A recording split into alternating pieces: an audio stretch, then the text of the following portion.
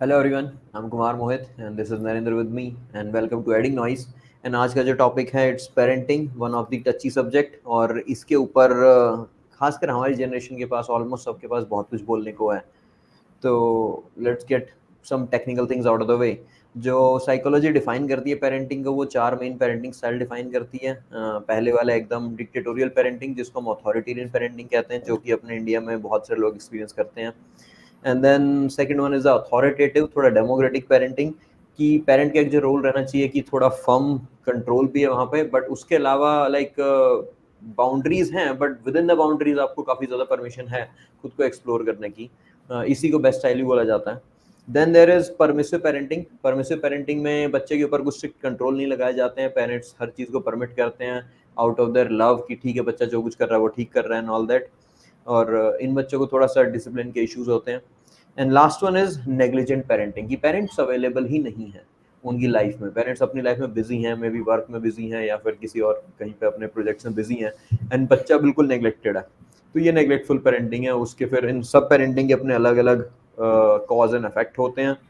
तो all this literature is available online. हम mainly उसके ऊपर डिस्कस नहीं करना चाहते, don't want to make it a dry video. हमारे अपने खुद के जो एक्सपीरियंसेस रहे हैं पेरेंटिंग से और हमने क्या क्या सीखा है, we want to share it. So Narendra, it's all yours, what do you have to say about. Actually हमें पेरेंटिंग के बारे में बातें करनी थी, हम काफ़ी टाइम से सोच रहे थे। और हमारा इसमें कुछ एक्सपीरियंस है, ज़्यादा है थोड़ा सा, क्योंकि हमने तो जैसे हमारी पेरेंटिंग हुई है, हम जानते भी हैं उस चीज़ को। दूसरी चीज़ की हमने काफ़ी बच्चों से इंटरेक्ट किया है। हम एक्चुअल में बच्चों को पढ़ाते थे, तो उस टाइम पे काफ़ी बच्चों से हमारी इंटरेक्शन होती थी। हम काफ़ी इंटरेक्टिव टीचर्स रहे हैं, हम बोल सकते हैं इस बात को। काफ़ी मैं मतलब स्ट्रांगली बोल सकता हूँ इस बात को कि हम बच्चों से काफ़ी इंटरेक्ट करते थे, first bench to last bench and roll number 1 to roll number last, है ना? सबसे इंटरेक्शन थी हमारी।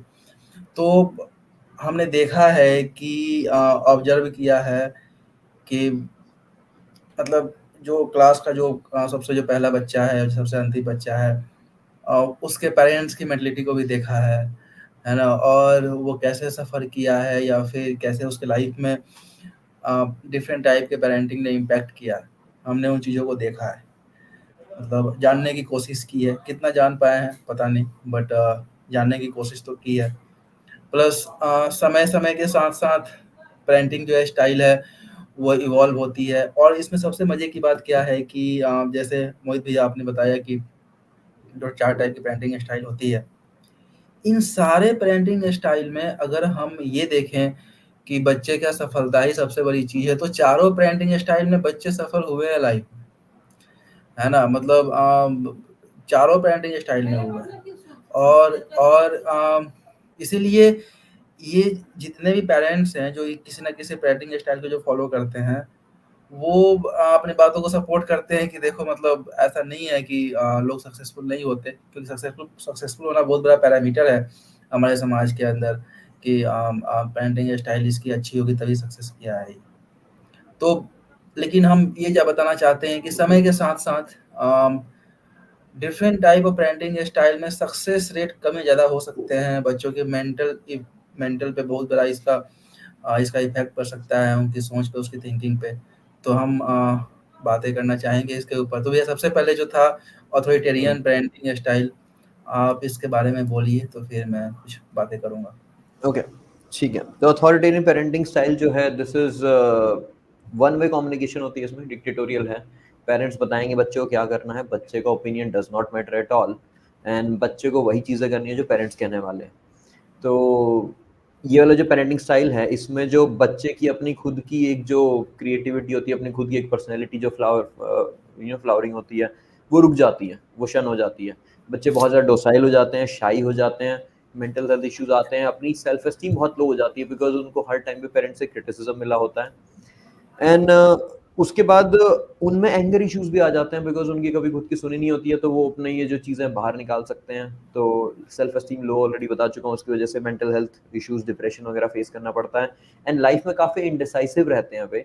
कोई डिसीजन चॉइस लेने होते हैं तो उतना श्योर नहीं होते हैं, बिकॉज हमेशा उनको बताया गया है कि ये चीज़ करनी है, ये चीज़ नहीं करनी है। तो ये तो था like the dry version of it. तो मेरी जो पेरेंटिंग रही है, मेरी पेरेंटिंग ऐसी रही है। I belong to village in Haryana, और मेरे जो फादर थे वो बहुत स्ट्रिक्ट थे। एंड इवन आईआईटी में जाने का जो डिसीजन था वो मेरे ऊपर इम्पोज ही किया गया था। उन्होंने कह दिया था कि जाना है, और अगर आईआईटी में नहीं जाना तो खेती करनी है, दूसरा ऑप्शन यही था। तो successful, like I got into IIT, but he never got the rewards of that success. Like वो मेरी सक्सेस के रिवॉर्ड को कभी रीप नहीं कर पाए, क्योंकि उन्होंने एक टारगेट मीट हुआ, उसके बाद फिर अगला टारगेट, उसके बाद फिर अगला टारगेट, एंड ऑलवेज नए नए टारगेट आते रहे। एंड पूरे इस प्रोसेस में मैं गुम हो गया। मी एज देयर, उनका जो बेटा था, उनका सन था, वो कहाँ था, नोबडी केयर्ड अबाउट दैट।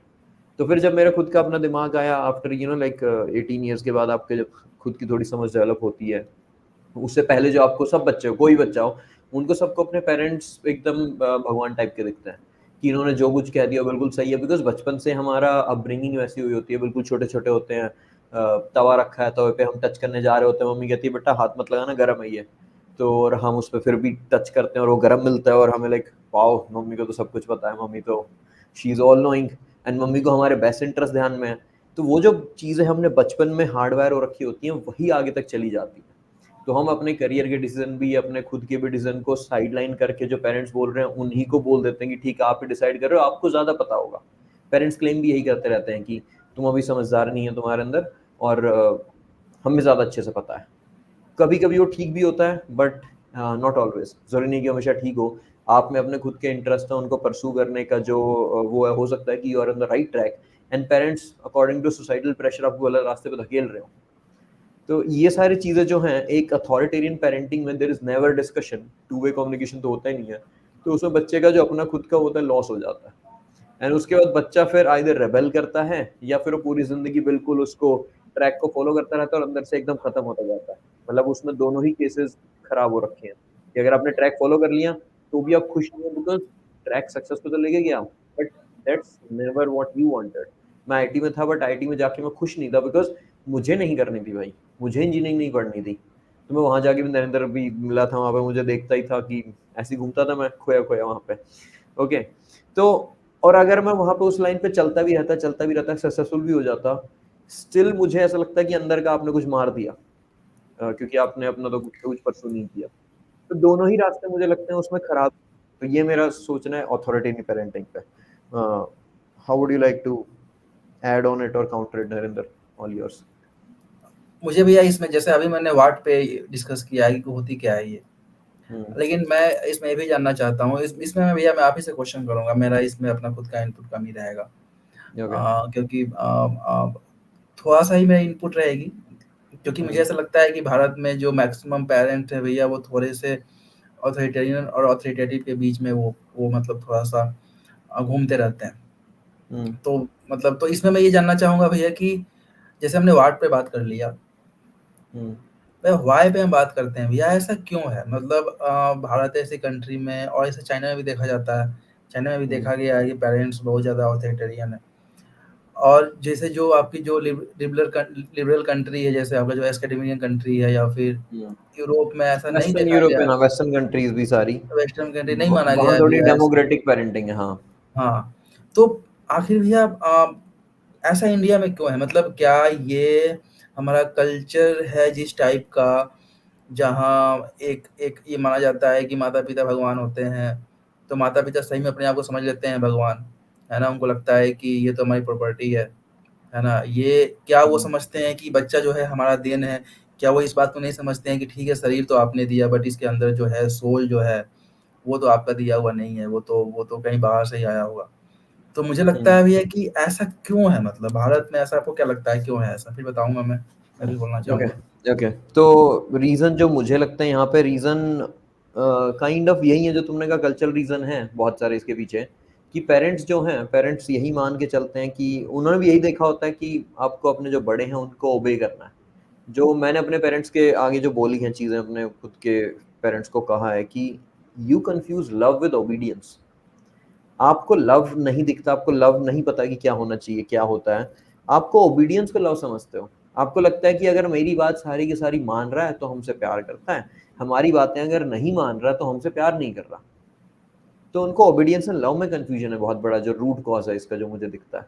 अब ये क्यों आया, कहाँ से आता है ये, उनको kind of rather than intention, जैसे मैं किसी को कहूँ कि भाई मैं तुम्हें लव करता हूँ, तो वो कहाँ से पता लगेगा? दो चीजें, एक तो आपका इंटेंशन हो गया अंदर का, जो अंदर फीलिंग है, इमोशन है, दूसरा आपके बिहेवियर हो गए। तो बिहेवियर से ही जज करते हैं। तो यहाँ पे अगर इंटेंशन रीड करने में पेरेंट सफल नहीं है ना बच्चे की, कि अंदर उसकी इंटेंशन क्या है, भले ही वो आपसे अलग बोल रहा है, बट स्टिल इंटेंशन उसकी लव की है। जैसे मैं अपने पेरेंट्स को यही कहता हूँ कि यार अगर आप, जैसे आजकल घरों में बहुत ज्यादा सुन रहा हूँ मैं कि इवन पॉलिटिकल पार्टीज पर लड़ाई हो जाती है, कि एक बीजेपी का फेवर कर रहा है और बच्चा अगर कांग्रेस ही करने लग जाए या उल्टा हो जाए, तो फिर उसमें लड़ाई हो जाती है। तो मैं अपने घर में भी बोलता हूँ कि यार जस्ट बिकॉज हम अलग अलग पार्टीज की आइडियोलॉजी बिलीव कर रहे हैं, it doesn't mean I don't love you. Just because आप जिस चीज के लिए स्टैंड कर रहे हो, जिस पार्टी के लिए, जिस वैल्यू के लिए खड़े कर हो रहे हो, उससे अगर मैं अलग जा रहा हूँ, it doesn't mean I don't love you. But आप हमेशा कंफ्यूज इसी को कर रहे हो कि मैं अगर आपको 100% ओबे करूं तो तभी होगा। तो जो पेरेंट्स का जो बेसिक अंडरस्टैंडिंग है कि we come through our parents but we are not our parents, ये उन्हें समझने की बहुत ज्यादा जरूरत है कि भाई मैं किसी रास्ते से आया हूँ, पर मैं वो रास्ता नहीं हूं ना। मैं एक टोटली लाइक इट्स बच्चे को मैं जो एनालॉजी यूज करता हूँ, इट्स लाइक अ ट्री, कि अगर आपने बीज बोया है, तो बीज बोया है, वो उसकी डाली किस साइड आएंगी, किस तरीके से बढ़ेगा, किस रेट पे बढ़ेगा, उसका अपना खुद का पेस है, किस साइड डायरेक्शन में टहनी आने वाली है।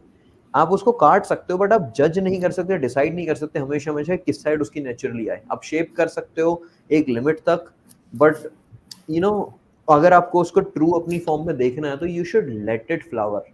एंड दूसरा, इसका सोल्यूशन जो है, पेरेंट्स को एक्सेप्टेंस पे आना पड़ेगा।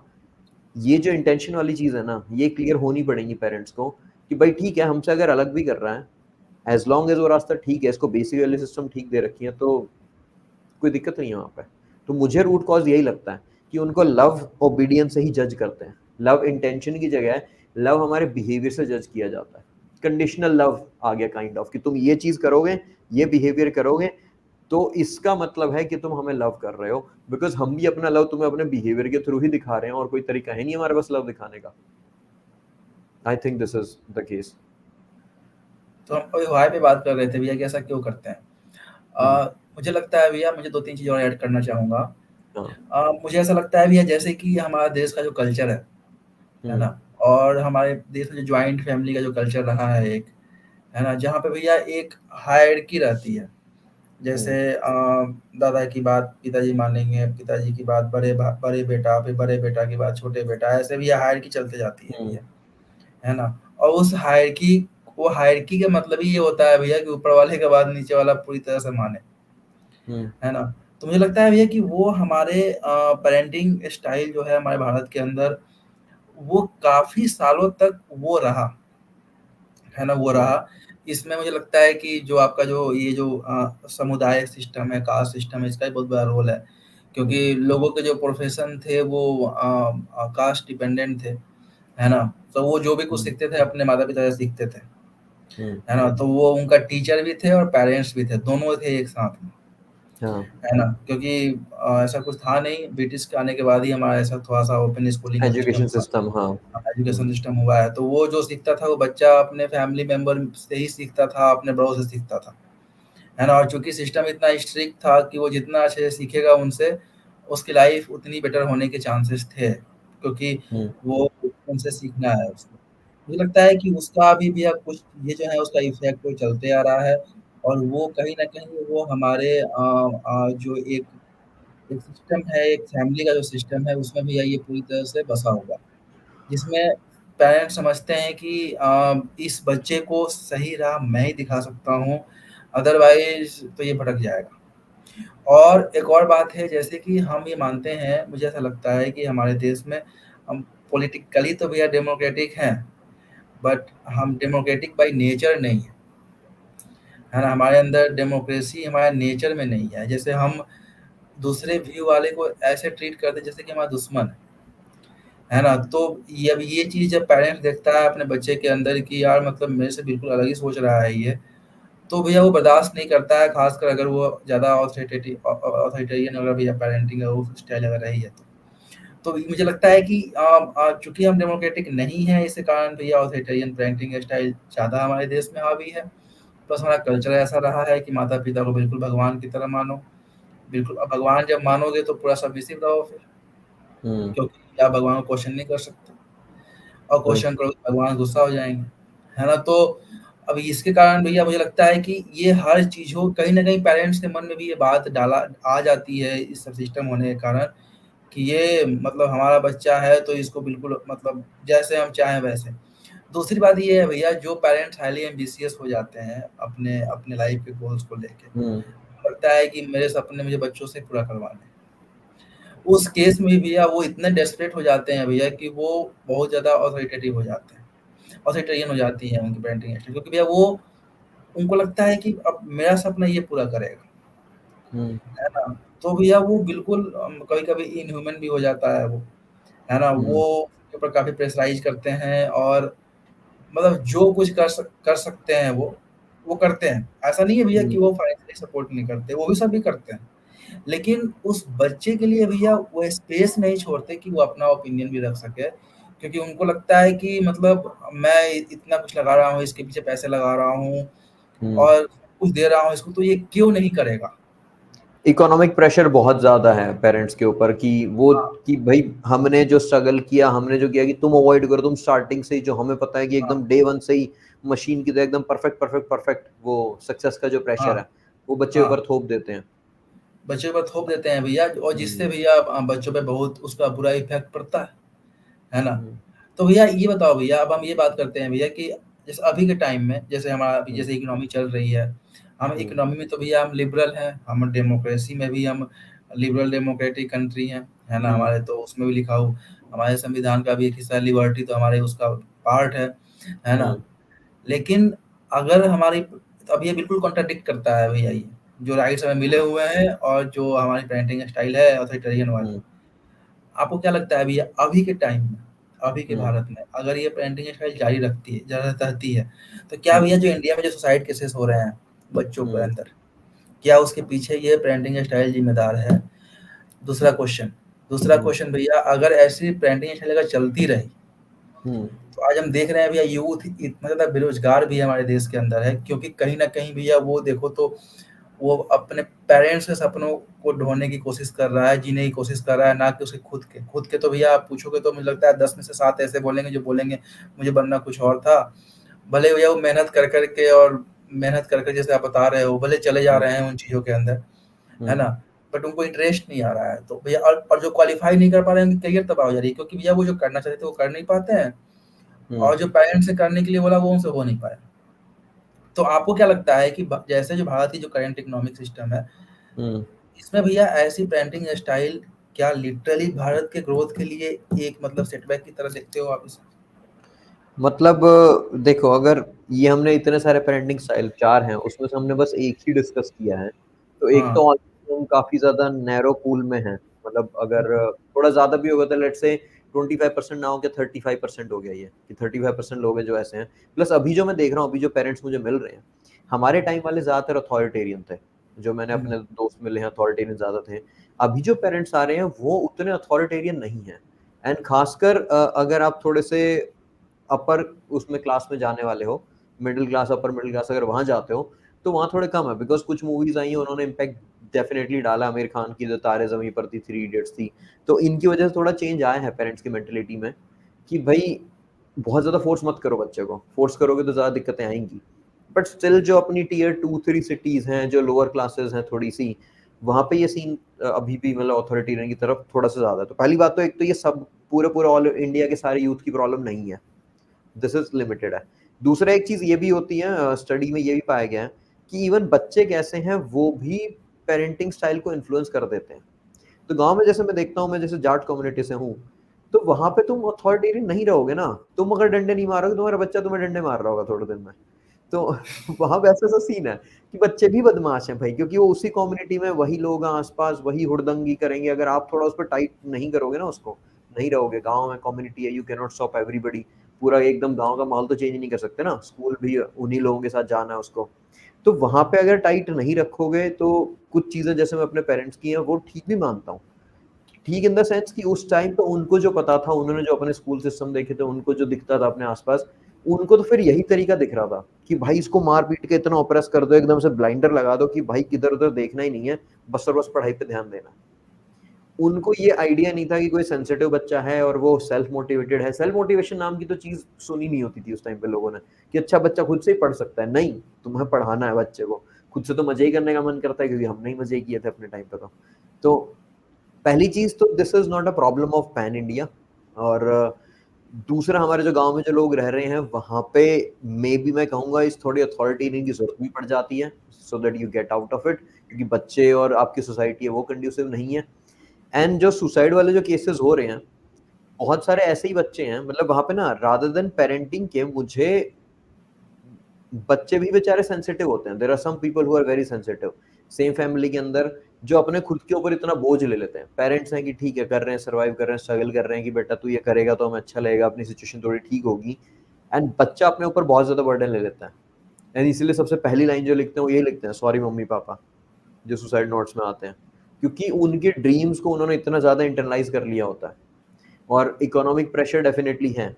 तो अगर काइंड ऑफ पेरेंटिंग की भी गलती नहीं है, मैं तो कहूंगा अपने सोशियो इकोनॉमिक प्रेशर इतना ज्यादा है यार, कि होंगी ये चीजें तो प्रेशर और बढ़ेगा। तो मैं हमने जब एग्जाम दिया था, 4.5 लाख लोग दे रहे थे, आज एग्जाम दे रहे हैं 12-13 लाख लोग दे रहे हैं वही एग्जाम को। प्रेशर ऑब्वियसली ज्यादा है भाई। पेरेंट्स ही मजबूर है, बच्चे ही मजबूर है। तो जैसे आप बोलोगे भैया इसका इकोनॉमी से डायरेक्ट रिश्ता है, तो इकोनॉमी से, हाँ। हम इस बात को बोल सकते हैं भैया कि जैसे जो मिडिल क्लास फैमिली है, हम्म। उसके अंदर भी फाइनेंशियल इनसिक्योरिटी बहुत ज़्यादा रहती है। हम्म। क्योंकि जो बिल्कुल नीचे हैं, वो तो बेचारे जैसे तैसे जी ही रहे हैं, और उनको है कि है इससे ना? नीचे जा ही नहीं सकते, हाँ, यहीं पे हैं। उसको हाँ। पता है कि जीना खाना है, इससे नीचे जाना नहीं है। तो हाँ। वो उनको मतलब वो बच्चों को छोड़े रहते हैं। उनके हम्म। बच्चे कुछ भी कर रहे हैं, उनको उतना फ़र्क नहीं वो पड़ता। नेग्लिजेंट है वो, हाँ, हाँ, नेग्लिजेंट जो पेरेंटिंग होती है बिल्कुल उनकी, भैया बिल्कुल। टॉप पे हैं, वो इतने फाइनेंशियली सिक्योर हैं कि उनको पता है कि कुछ नहीं करेगा फिर भी दिक्कत नहीं होने वाली इसको, हाँ। है ना? है ना? लेकिन जो भैया मुझे लगता है जो अपर मिडिल क्लास है या फिर जो मिडिल क्लास है, इस यहाँ ये भैया इंडिया में काफ़ी वाइड इसका मतलब वो है, मतलब हाँ, मिडिल लोअर मिडिल काफी वाइड है, प्लस उनको खतरा भी है। हाँ, लोअर मिडिल को तो खासकर हाँ, बहुत खतरा है कि हम थोड़े हाँ, से स्लिप हुए तो हम पॉवर्टी में जा रहे हैं। पॉवर्टी में बच्चे ने जा रहे नहीं किया तो हैं। सीधा पॉवर्टी में है हम।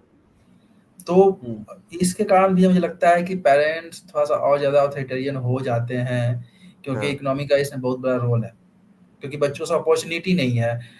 हाँ, अब बच्चे अलग कुछ करना चाहते हैं, बट पेरेंट्स को नहीं दिखता है कि जो अलग कुछ करना चाहता है, इसमें कितना आगे जा सकता है। उसमें स्कोप नहीं दिखता, हाँ, क्योंकि इसको स्कोप है भी नहीं बहुत ज्यादा। अगर आज तुम हाँ, कहो कि भाई, जैसे इवन ये भी चीज है कि जो फर्स्ट जनरेशन वाले होते हैं खुद पढ़ते लिखते हैं, वो अपने बच्चों को कहते हैं कि भाई तुम मतलब खुद जो फैक्ट्री वर्कर है वो अपने बच्चों को इंजीनियर बनाने की सोचेगा, बिकॉज उसको अपने आसपास दिखेगा कि मैं थोड़ा और पढ़ लिया होता है, इंजीनियर है, मेरे से ज्यादा पैसे कमा रहा है। और तो हमारे जो है, हम हैं इंजीनियर एंड डॉक्टर बनाने की बातें करते हैं। इंजीनियर डॉक्टर जो हो जाते हैं, वो अपने बच्चों को फिर देते हैं कि भाई अब तुम फ्रीली देखो तुम्हें क्या करना है क्या नहीं करना। तो वो एक टाइम के, एक सोशल स्टेटस, इकोनॉमिक स्टेटस के बाद तुम उतनी फ्रीडम दे पाते हो। जो वेस्टर्न कंट्री की भी हमने बात की, वहां पे ज्यादा डेमोक्रेटिक पेरेंटिंग है। क्यों है? बिकॉज उनको पता है यार कुछ भी करेगा या कर लेगा अपने यहाँ पे, पेंटिंग भी बनाएगा, पेंटिंग बना के बेचेगा, यहाँ पे तो पैसे कमा लेगा, अपना जी लेगा यार आराम से, इतना कोई दिक्कत नहीं है। अपने यहाँ नहीं है ये सब। ठीक है भैया। तो अब ये बताओ भैया, क्या आपको ये नहीं लगता है भैया कि इसका बहुत बड़ा कारण ये भी है कि हमारे देश में डिग्निटी ऑफ लेबर नहीं है? कुछ ही ऐसी चीज़ें हैं जिसमें लोग बहुत ज़्यादा देखते हैं कि प्रेस्टीज है, इज़्ज़त ज़्यादा है। बाकी चीज़ अगर बच्चा करना चाहे, तो भैया कहीं हम्म। न कहीं उसको एक बहुत ही नेगेटिव व्यू से देखा जाता है। जैसे हम हाँ। मानिए हम किशनगंज में थे, हम छोटे से डिस्ट्रिक्ट में थे, हम बच्चों को पढ़ा रहे थे। हम्म। तो वहाँ पे लोग बोलते थे कि आप आईआईटी से आके आप बच्चों को क्यों पढ़ा रहे हैं? हम्म। आप जाके एमएनसी में जॉब करो, है ना? आप हम्म। पैसे कमाओ, आप लेविश लाइफ़स्टाइल जियो। मैं नहीं मन किया भाई, नहीं किया। और मेरी लेकिन डिग्री उस में कुछ भी करूँ, हाँ वही। हाँ, मैं कुछ भी करूँ मेरा मन, है ना? हम्म। तो मुझे वो देख के लगा कि जो बंदा मुझे देख के ऐसा बोल रहा है, अपने बच्चों को ज़रूर बोलेगा ऐसा करने के लिए, अपने बच्चों को करने ही नहीं देगा वो, हाँ। है ना? तो मुझे लगता है भैया कहीं न कहीं हमारे देश में डिग्निटी ऑफ लेबर की भी प्रॉब्लम है। कुछ ही चीज़ों को माना जाता है कि काफ़ी प्रेस्टिजियस है, डॉक्टर है, इंजीनियर है, सिविल सर्वेंट बन जा, है ना? हम्म। बाकी चीज़ों को भैया आज भी उतना मुझे लगता नहीं कि इज़्ज़त से देखा जाता है, जितना इज्जत देखा नहीं जाना है, हाँ। चाहिए। इवन टीचिंग की नहीं है यार, मतलब मैं जैसे हूँ, अगर हाँ, मैं कॉर्पोरेट में जॉब कर रहा हूँ और मैं आईटी हो गया, अभी टीचिंग की जॉब कर रहा हूँ, इवन अपनी अपनी कम्युनिटी में टीचिंग में हमारे इसको कोचिंग सेंटर वाली टीचिंग को भी बहुत ज्यादा फ्राउन अपॉन ही किया जाता है, नहीं मानते कि अच्छी है, कि अच्छी जॉब है। हुँ। तो है ना? है ये चीज़। हाँ। तो भैया आप आपकी नज़र है भैया, अब हम इसके हम उसमें जा रहे हैं, सॉल्यूशन की तरफ जा रहे हैं हुँ, कि आपको भैया अगर समराइज़ करने को बोलें तो आप जो ये ऑथोरिटेरियन जो पेरेंटिंग है, हुँ, मैं भैया एक-एक करके बात करना चाहता हूँ। मैं मतलब ठीक है। सारे पेरेंटिंग को मैं मिलाना नहीं चाहता। मैं हाँ, चाहता हूँ ओके। कि ठीक है, हम भले हम 2-3 इस हाँ, पे भले 2 वीडियो कर लें हम, भले 2 वीडियो कर हाँ, लेंगे हाँ। इसपे। ये हाँ, वाली बट सिर्फ़ मैं अथॉरिटेरियन क्योंकि भैया ये पेरेंटिंग के ऊपर रख लेंगे। लिटरली भैया एक बड़ा इश्यू है भैया, है ना? हाँ। काफ़ी बच्चे इस चीज़ से सफ़र कर रहे हैं और लिटरली बताऊँ तो भैया पेरेंट्स भी कन्फ्यूज़ हैं। उन और बेचारों सर को भी नहीं पेरेंट्स, हाँ, पता। मैं पेरेंट्स का व्यू भी मैं एग्ज़ैक्टली रखना चाहता हूँ कि जो हाँ, पेरेंट्स आते हैं वो यही कहते हैं कि सर अपने टाइम पे हम तो अपने पेरेंट्स से पिटे और आज हम हाँ, अपने बच्चों से पिट रहे हैं। इनकी माननी पड़ हाँ, रही है, उनकी मानी, हाँ, इनकी मानी, हमारी तो कुछ हाँ। हुई नहीं बेचारों की, पेरेंट्स भी तो बेचारे और परेशान।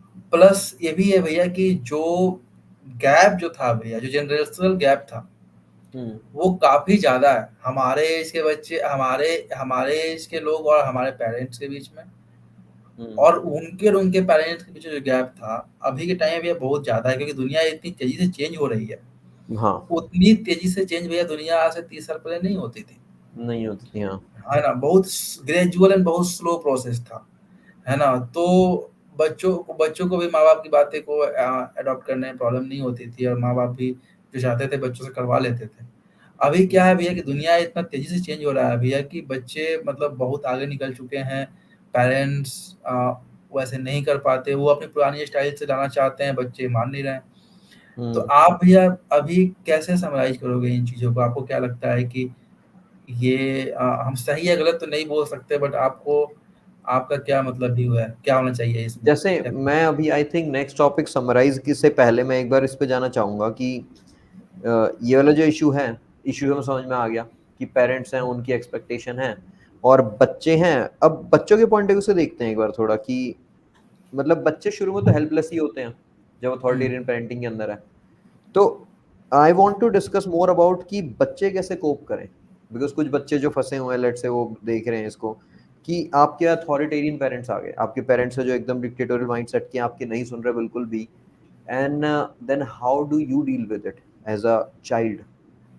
तो उसके ऊपर do you have some thoughts about that? पहले before summarizing I would like to discuss all this also. कि मैं समझा नहीं भैया, फिर से एक बार आप काइंड थोड़ा-सा। ऑफ कि हाँ, मतलब लेट्स से तुम्हें कोई स्टूडेंट मिला हुँ, जिसके माँ-बाप बहुत ज़्यादा अथॉरिटेरियन है। वहाँ पे हुँ, था एक स्टूडेंट था अपने में हॉस्टल में रहता था 9th का, हुँ, हुँ। Imroz I think.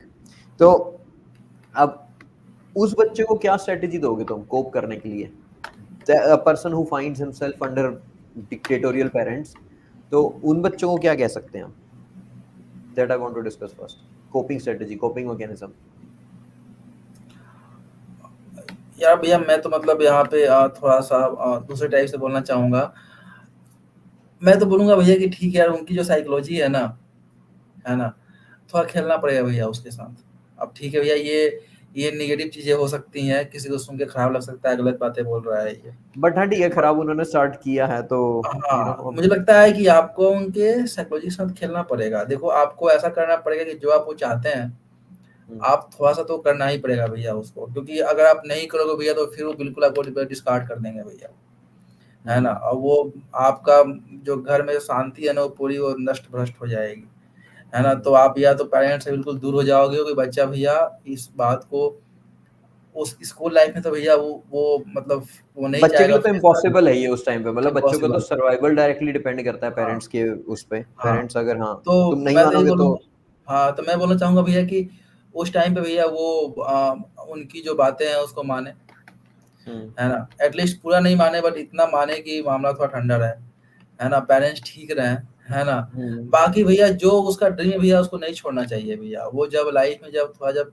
जब सेल्फ सस्टेनेबल जब हो जाएगा, हुँ, तो भैया उसको बिल्कुल अपने ड्रीम को पूरा करना चाहिए और ये भी पहचानने की अगर पेरेंट्स की साइकोलॉजी अगर ये है कि मेरा बच्चा बस लाइफ में कामयाब हो जाए, हुँ, है ना? तो भैया वो आगे जाके वो जो चाहता है अगर वो करके भी लाइफ में कामयाब होता है भैया, तो वो बाद में मान ही जाते हैं कि चलो ठीक है यार, ये लाइफ में सक्सेस हाँ, तो हो गया।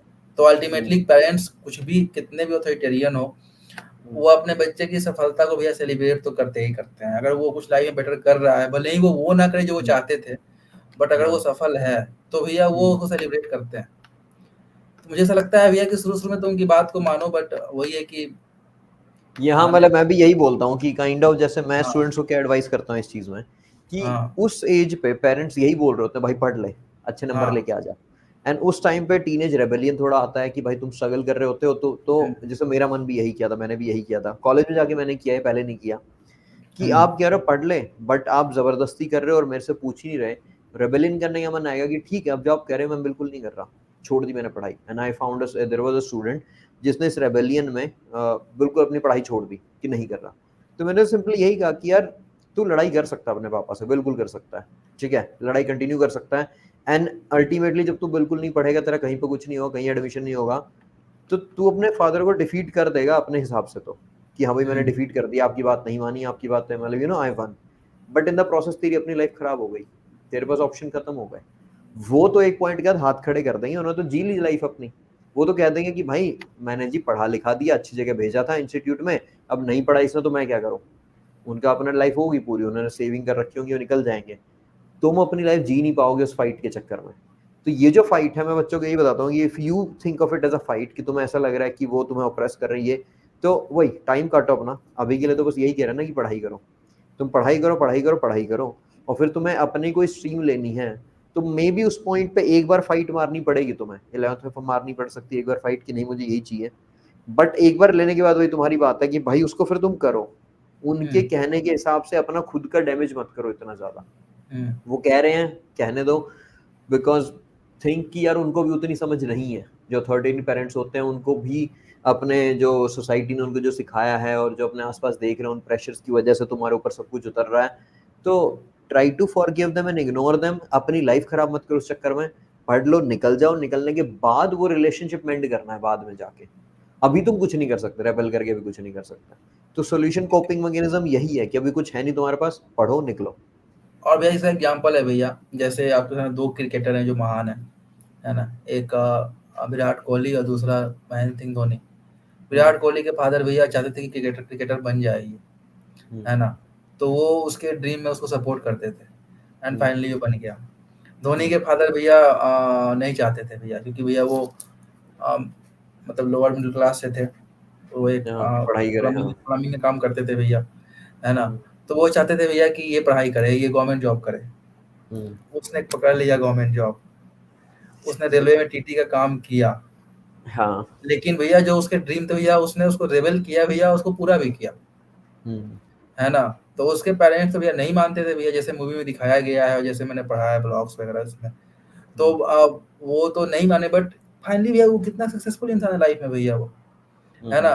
तो मुझे लगता है कि बच्चों को ये ट्रिक अपनाना चाहिए कि आप कुछ लेवल तक उनकी बातों को मानो, है ना? उसके बाद वो जो करना है करो, पूरे मन से करो। अगर आप सफल हो गए हाँ। तो गार्जियन दूसरा अल्टीमेटली मतलब अपनी ह्यूमन, करेगा। मतलब ह्यूमन स्पिरिट यही है यार, मुझे ह्यूमैनिटी हाँ, दिखती है यही दिखती है अपनी, क्योंकि अगर सबके सब अपने पेरेंट्स की बात माने होते हैं, तो आज भी गुफा में बैठे होते हैं हम, कि हाँ, बेटा हाँ, गुफा में हाँ, बैठा रहा, बाहर कुछ खा जाएगा, बाहर कुछ ये है, पेरेंट्स तो यही कहेंगे सेफ रहे बेटा, नहीं हाँ, है, बचा के हाँ, रखो अपने। तो हाँ। आप अपने बच्चे को प्रोटेक्ट कर रहे हो, पर आप किससे प्रोटेक्ट कर रहे हो, लाइफ से प्रोटेक्ट कर रहे हो। तो वो जीने क्या है, लाइक डोंट प्रोटेक्ट हिम और हर फ्रॉम लाइफ इटसेल्फ। थोड़ा जाने दो, धक्के खाने दो, मिस्टेक करने दो। तो अथॉरिटेरियन पेरेंट है, जो भी रीजन रहे आपके होने के, तो तो मेरा यही कहना है कि थोड़े से ट्रांजिशन लेके आओ अपने साथ। ये अभी आप पेरेंट्स पेरेंट्स को बता रहे हो ना, मतलब पेरेंट्स क्या को करना कहना है? चाह रहा हूँ मैं, हाँ, ये वाली हाँ, चीज मैं पेरेंट्स को कहना चाह रहा हूँ कि एक टाइम हो सकता है कि बच्चा बिल्कुल छोटा है, देन आप अथॉरिटेरियन होना ठीक है, बच्चे माइंड नहीं करते उस टाइम पे, मैंने 5वीं 6वीं क्लास तक इग्नोर कर लेते हैं उस चीज को। बट आफ्टरवर्ड्स अगर आपको बच्चे का कनेक्शन बना के रखना है, तो एज अ फ्रेंड ही कनेक्शन बना सकते हो, एज एन अथॉरिटी फिगर नहीं बना के रख पाओगे। एज एन अथॉरिटी फिगर और पावर गैप रहेगा, और वो बच्चा फिर जब निकल लेगा, डिसइल्यूजनमेंट होता है एक पेरेंट्स से, कि वो जो बच्चा आपको भगवान देख रहा है कि जो कुछ कह रहे हो आप सही कह रहे हो, कॉलेज में जाने के बाद 17-18 की उम्र में आने के बाद they will start to question everything, every single thing, कि भाई ये हुँ, चीज सही थी, ये चीज नहीं थी। एंड अगर उसने उस टाइम तक आप अगर उसके अच्छे फ्रेंड जोन में नहीं आए, फ्रेंड लिस्ट में नहीं आए उसके, तो आपके साथ बंद कर देगा सारी चीजें शेयर करना। हुँ, तो काइंड ऑफ जब मैं स्टेजेस देखता हूँ पेरेंटिंग की, मैं इस तरीके से देखता हूँ कि 5th 6th क्लास तक आप उसको अपने पास अंदर अंदर रख के वैल्यू सिस्टम इंस्टिल करो। आपने हुँ, बना दिया वैल्यू सिस्टम, जो देने उस टाइम पे हो गए, पंक्चुअलिटी का देना है, झूठ बोलना, सच बोलना, क्या करना है, मेहनती and all that hard work. उसके बाद ऑब्जर्वेशन मोड में वो लाइक 8 9 10th क्लास में आप बस ऑब्जर्व कर रहे हो उसे, कि हाँ देख रहे हो कि क्या कर रहा है क्या नहीं कर रहा, और करेक्शन करेक्शन करते जा रहे हो उसकी। 11th 12th में थोड़ा और फ्री छोड़ दिया कि जा मिस्टेक कर, धक्के खा, अपने आप से चूज कर, अपनी स्ट्रीम में चूज कर, मेहनत कर, थोड़ी देख कहाँ जाना है कहाँ नहीं जाना। एंड कॉलेज के बाद देन बिल्कुल फ्रेंडली हो जाओ, उससे पूछो कि तुझे क्या करना है, एंड वो एडवाइस लेने आए अगर किसी चीज पे, then give your advice if they ask it. और वो आएंगे लेने, अपने आप आएंगे, क्योंकि दे उनका डिसइल्यूजनमेंट होगा नहीं फिर, क्योंकि आप हमेशा उनको ऐसे जबरदस्ती पिन डाउन नहीं कर रहे हो जिसकी वजह से क्वेश्चन करेंगे आपको। तो ये स्टेजेस पेरेंट्स को भी इवॉल्व होने की जरूरत है। तो मुझे ऐसा दिखता है, अगर आप इवॉल्व नहीं होगे, एक स्टेज में फंस गए, या आपने परमिसिव वाली स्टेज कॉलेज की जगह पहले ही दे दी आपने, तो उन सब के रिप्रकशन होने वाले हैं। तो पेरेंटिंग स्टाइल भी अथॉरिटेरियन मुझे लगता है, अलग अलग स्टेजेस पे आपको सारे टाइप की पेरेंटिंग, एंड देन अगेन बच्चे को देख के कि बच्चा कैसा है, बच्चे की स्टेज कैसी है, सेंसिटिव बच्चा है तो मे बी शुरू में ही आपको थोड़ा सा परमिसिव होना पड़ेगा उसके साथ में। बच्चा थोड़ा ढीठ सा है तो उसको थोड़ा टाइट करके भी लेना पड़ेगा, थोड़ा सा है इधर उधर कर रहा तो बैठाना ही पड़ेगा, पिन डाउन करना पड़ेगा आपको उसको, भले ही बड़ा भी हो रखा है। तो it's a very fluid thing, मुझे जो दिख रही है, समराइज अगर मुझे करना है, कोई ऐसे किताबों में ऐसे डेफिनेटली लिख नहीं सकते कि ये रूल है, ये फॉर्मूले ये करने हैं। ये बहुत डायनेमिक है, बिकॉज ह्यूमंस हम बहुत डायनेमिक है, एवरी इंडिविजुअल इज डायनेमिक। बच्चा डायनेमिक है, बच्चे के माँ बाप डायनेमिक हैं, उनके बीच में इंटरेक्शन कैसे होने वाले वो बहुत फ्लूइड है। तो आपको भी think on your feet, fluid होना पड़ेगा, रिजिड मत हो यार, जो हो जाते हैं हमारे यहाँ पे पेरेंट्स। तो मेरी समरी यही है, डोंट बी रिजिड।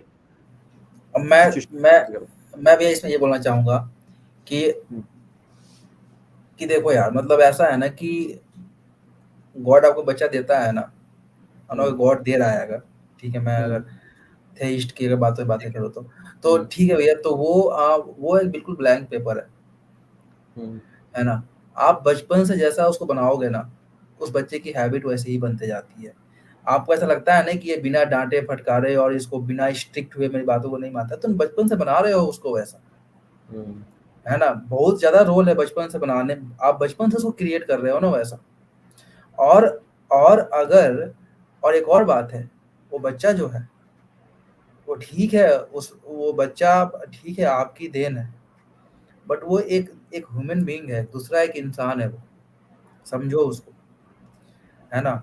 आप पेरेंट्स को ऐसा लगता है भैया कि आप जैसे, और दूसरी बात है भैया, पेरेंट्स भैया जो अपने जो ड्रीम्स बच्चों पे थोपने की कोशिश करते हैं, मत कीजिए ऐसा, है ना। ऐसे ऐसा आप अपने बच्चे की क्वालिटी अगर नहीं फाइंड कर पा रहे हो, और आपको ये पता नहीं चल रहा है कि ये बच्चा मेरे लिए किस लायक मेरा बच्चा है और फ्यूचर में ये क्या कर सकता है ना। तो मुझे लगता है कि आपके पेरेंटिंग में कहीं कहीं फॉल्ट है ना, कि जिस बच्चा आपके साथ 10-15 साल रहा, आपको पता ही नहीं चल रहा है कि किस लायक है, फ्यूचर में क्या कर सकता है ना। अगर आपको अपने बच्चे में ये पता ही नहीं चल पा रहा है कि ये क्या करेगा, और जबरदस्ती अपना बात थोपे जा रहे हो, तो ये आप फेल हो वहाँ पे एज ए पेरेंट्स।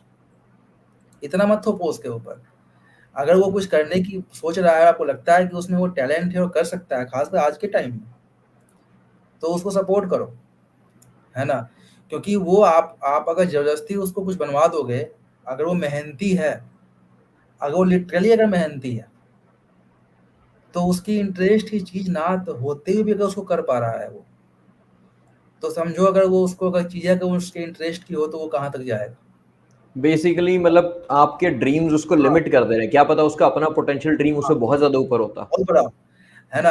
अब किसी बंदे को बी एक काम करने का मन था, वो उसे बी करवा रहे हैं, और बी में इतना टफ कंपटीशन होने के बाद भी वो सफल हो रहा है, जिसमें उसका इंटरेस्ट नहीं था। ए में कितना सफल होता वो, जो उसको करने का मन था। दूसरी बात कि आपको डॉक्टर और इंजीनियर तो मिल जाएगा, या फिर जो आप चाहते हो मिल जाएगा, आपको बच्चा खो दो, है लास्ट ना। टाइम भी हमने यही बोला था, हाँ। हाँ, तो वो फिर आपको आपको जाके बाद में प्रॉब्लम होने वाली है। बाद में आप कितने गाते रह जाओगे कि हम तो ये किए वो किए, हम पढ़ा के ये बनाए वो बनाए, नहीं सुनने वाला, नहीं सुनने वाला वो, कितने भी रोते गाते रहो समाज में जाके, नहीं सुनने वाला वो। तो मैं तो बस पेरेंट्स से ये बोलना चाहता हूँ कि आप उसको उसको थोड़ा सा फ्री हैंड दो, और इतना ज्यादा ओवर प्रोटेक्टिव होने की जरूरत नहीं है ना। अगर ओवर प्रोटेक्टिव होना है, तो फिर बच्चे का ये जो होगा ना, जब वो बच्चे के लास्ट ब्रेथ तक आप उसके साथ रहो, फिर 90 साल 80 साल तक, जब तक जीता है वो। क्योंकि एक मोमेंट लाइफ में आएगा ना, जब वो दुनिया के तूफानों का सामना खुद कर रहा होगा, और उस टाइम आप उसके पास नहीं होंगे। अगर उसको आप ऐसे ऑथोरिटेटिव होके उसको डरपोक बना दीजिएगा, आप उसको कमजोर बना दीजिएगा, जिस दिन दुनिया का सामना करना है वो सेटल हो जाएगा, वो उसको पता ही चलेगा क्या करना है। इसीलिए जो अपर क्लास के जो बच्चे हैं, उनका आज भी वो आप देखो तो इंडिया के जितने टॉप पोस्ट पे बैठे हुए हैं और जो बड़े बड़े लोग हैं, या फिर वो सफलता उनको मिल रही है लगातार, है ना। उसके पीछे बहुत बड़ा उनका पेरेंटिंग जो स्टाइल है, उसका भी कारण है उसके पीछे, है ना। उनको फ्री हैंड दिया गया है। तो मैं बोल रहा हूँ, मैं मिलकर से बोलना चाहता हूँ कि आप अपने बच्चों पे ऐसे ऑथोरिटेरियन आप उतना मत रहो। थोड़ा सा रहना जरूरी है स्ट्रिक्ट, है ना। स्ट्रिक्ट रहना जरूरी है, वैसा वैसा मत रहो। हर छोटे छोटे बात पे मारना पीटना भी गलत बात है, ऐसा मत करो, है ना। बच्चों को थोड़ा सा फ्री हैंड दो, उनको सपोर्ट करो, उनको सुनो। बचपन में मारने पीटने की हैबिट लगा दोगे तो वो बड़ा होकर सीधी तरीके से बात भी नहीं सुनेगा, आप उसको पीटने की आदत लग जाएगी, है ना। और वो लाइफ में भी उसकी आदत ऐसे ही रहेगी, बिना जब तक उसको स्ट्रॉन्ग कोई शौक ना मिले वो सुधरेगा ही नहीं, है ना। जब तक कोई बड़ा कुछ ना हो जाए लाइफ में, वो चेंज, उसकी माइंड चेंज ही नहीं हो सकती, क्योंकि उसको आदत है बचपन से ठोकर लग के सुधरने की, है ना। और ठोकर कैसी, जो आप ठोकर देते हो वाली ठोकर, है ना। तो फिर उसको प्रॉब्लम होगी। मुझे लगता है कि आप थोड़े से डेमोक्रेटिक नेचर का बनो, टैलेंट को पहचानो। आज किसी भी फील्ड में बच्चे आगे बढ़ सकते हैं, है ना। और आपको पेरेंट्स को सुधार करने की जरूरत है। 30 साल पुराना वाला स्टाइल आज के टाइम में नहीं चलेगा, क्योंकि आपके घर में ऐसा कोई सामान होगा शायद मुश्किल से 30 साल पुराना हो, फर्नीचर को छोड़ के, है ना। तो थोड़ा इस पर ध्यान दो, और मुझे लगता है कि आप ऐसे करेंगे तो आप, आपके पास एक बच्चा भी रहेगा और एक सक्सेसफुल बच्चा भी रहेगा। मतलब केवल बच्चा ही नहीं, एक सक्सेसफुल बच्चा भी रहेगा, और आप प्राउड से कह सकते हो कि मतलब ठीक है, ये मेरा बच्चा है और इसने लाइफ में इतनी तरक्की पाई है। और वो भी उन्हें प्राउड से बोल पाएगा कि ठीक है, मुझे इतने अच्छे पेरेंट्स मिले जिन्होंने मुझे सुना।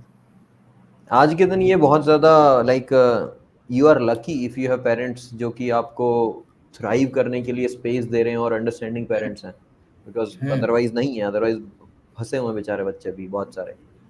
तो क्योंकि मैं जैसे, क्योंकि हाँ, इसमें एक एक चीज़ और बोलना छोटी, चाहूँगा थोड़ा सा। हाँ ठीक है, आप ठीक है, बोलिए। यू यू से ओके इसी, हाँ।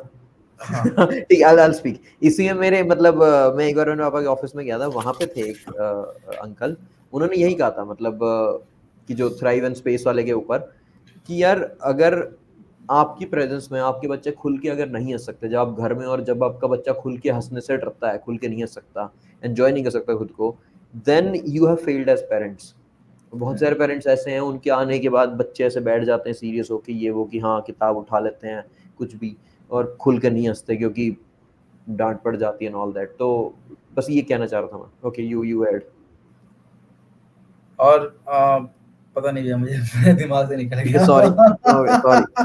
तो मैं बस वही है कि start to have fun with your kids, थोड़ा सा मतलब उनके साथ फ्रेंडली रहो यार। मेरा तो वही है, कर लेंगे ऊपर नीचे कर लेंगे, जिस जिस फील्ड में आप चाहते हो उसमें ना करे, कहीं पे और कर लेगा वो। अल्टीमेटली भूखे तो आज हमारी कंट्री ऐसी नहीं कि भूखा कोई मर रहा है, कम ज्यादा कर रहा है, बट आपके पास अपना बेटा तो रहेगा, अपना बेटी तो रहेगी, कनेक्शन तो आपके अच्छे रहेंगे आप। और हाँ। और अपने प्रेस्टीज की तलवार पे बच्चों की गर्दन मत रखो यार। मतलब ये हम्म। थोड़ा सा ऐसा है ना। ठीक है, कुछ मतलब ऐसा नहीं बोलता कि जाके कुछ गलत काम कर दे, हम्म। बट एक होता है ना कि नहीं, मतलब मुझे शान से बोलना है कि मेरा बेटा आईएएस ऑफिसर हम्म। है ना। उससे पूछ लो कि उसको वो शान फील करना है कि नहीं करना, है ना।